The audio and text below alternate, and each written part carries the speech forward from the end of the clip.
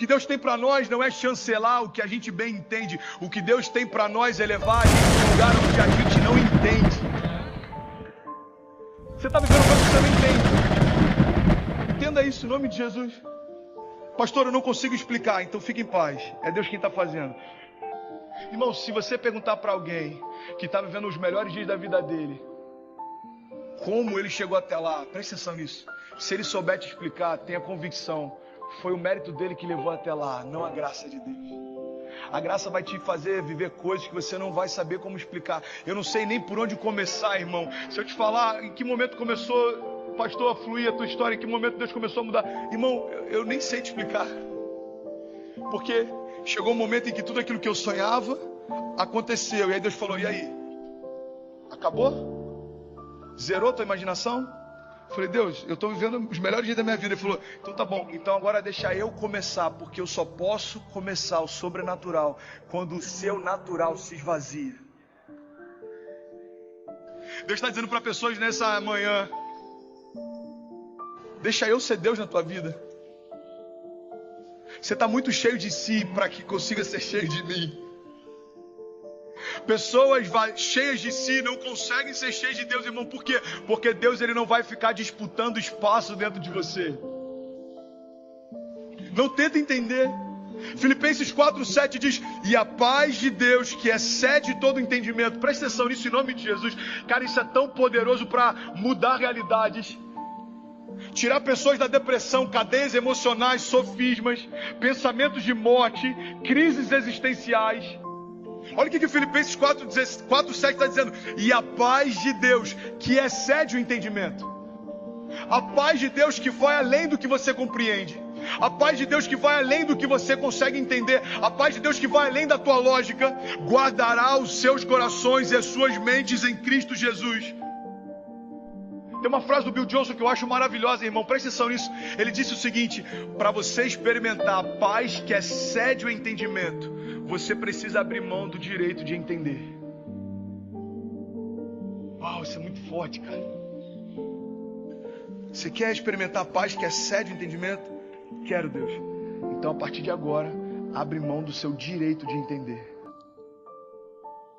Porque a paz que excede o entendimento não está mais preocupado com o que você entende ou não, mas é uma paz que faz com que você prospere, mesmo em meio às maiores circunstâncias adversas da tua vida. Vai ter gente que vai achar que você é louco, vai falar, mano, você tá anestesiado, você não está vendo o que está acontecendo. Você vai falar, não, eu decidi não entender, mas descansar.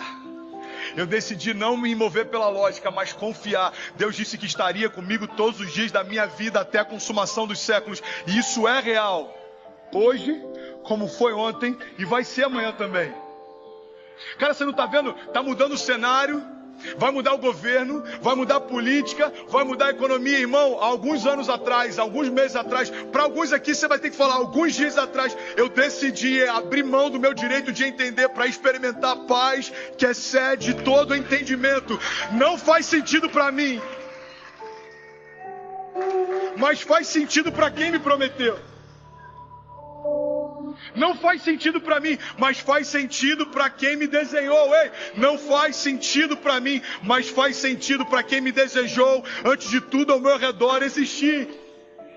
Hebreus 11:6 diz, porque sem fé é impossível agradar a Deus. O que Hebreus está dizendo é o seguinte: ou você tem fé e confia mesmo sem entender, ou você nem dá os primeiros passos de fé, irmão. Não vai fazer sentido, não tem lógica, mas Deus quis fazer. Eu declaro isso sobre você, vai ter realidades que você vai viver em Deus, que pessoas vão pedir para que você explique, você vai falar, irmão, Deus quis fazer, não tem outra resposta. Mas por que você? Mas por que tua casa? Mas por que tua empresa? Mas por que te chamaram? Mas por que os teus filhos? Deus quis fazer, irmão. Eu não questiono quando Ele quer fazer. Quero mais entender, eu só quero experimentar. Eu não quero. Deus não te chamou para entender, Deus te chamou para mergulhar e confiar que o demais Ele fará. Você está comigo? Romanos 4:8, eu estou finalizando aqui, diz: Abraão, contra toda esperança, em esperança creu, tornando-se assim pai de muitas nações. Como foi dito a seu respeito, assim será a sua descendência. e sem se enfraquecer na fé, reconheceu que o seu corpo já estava sem vitalidade, pois já contava cerca de 100 anos de idade. E que também o ventre de Sara já estava sem vitalidade, mas mesmo assim, não duvidou nem foi incrédulo em relação à promessa de Deus. Mas foi fortalecido em sua fé e deu glória a Deus, estando plenamente convencido de que Ele era poderoso para cumprir o que havia prometido. A palavra de Deus está dizendo, ei, Abraão creu contra a esperança. Por quê?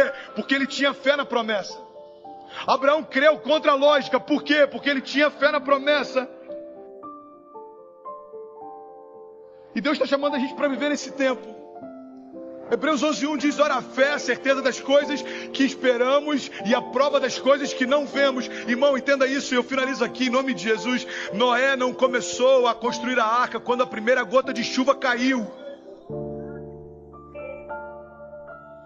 Noé começou a construir a arca quando o dilúvio nem fazia sentido. Você sabe por quê? Porque toda a direção profética que Deus te dá fala a respeito de uma estação que ainda não chegou. Toda a direção profética que Deus te dá fala a respeito de um tempo que ainda não chegou. O que Deus está fazendo é o seguinte, ei, prepara as bases para aquilo que ainda vai chegar. Tenha fé. Deus, mas não faz sentido. Ei, não tenta entender, só faz o que eu te pedi.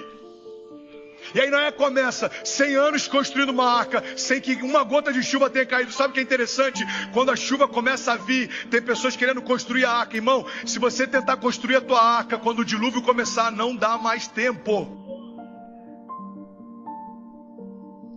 Abraão creu contra a esperança. Por quê? Porque tinha fé na promessa. Noé se moveu contra a lógica. Por quê? Porque tinha fé na promessa. E Deus está chamando homens e mulheres nessa manhã, Orlando, para se mover sem se preocupar com o que faz sentido, mas com Deus que prometeu. Aquele que te prometeu é fiel para cumprir. Aquele que te prometeu é fiel para cumprir. Salmos 126 diz, aqueles que semeiam com lágrimas, com cantos de alegria colherão. Aquele que sai chorando enquanto lança a semente, voltará com cantos de alegrias, trazendo os seus feixes. Números 23:19 diz, Deus não é homem para que minta, nem filho do homem para que se arrependa. Acaso ele fala e deixa de agir? Acaso ele promete e deixa de cumprir?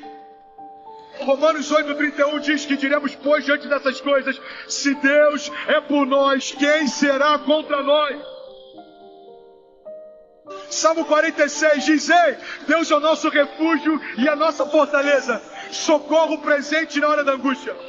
Portanto, nós não temeremos, ainda que a terra se mude, e ainda que os montes se transportem para o meio dos mares, ainda que as águas rujam e se perturbem, ainda que os montes se abalam pela sua braveza, há um rio cujas correntes alegram a cidade de Deus. Deus no meio dela está, e ela não se abalará. Deus ajudará a romper desde amanhã. Os gentios se esbravecerão, os reinos se moverão, mas Ele levantou a sua voz e toda a terra derreteu. O Senhor dos Exércitos está conosco. Ele é o nosso refúgio.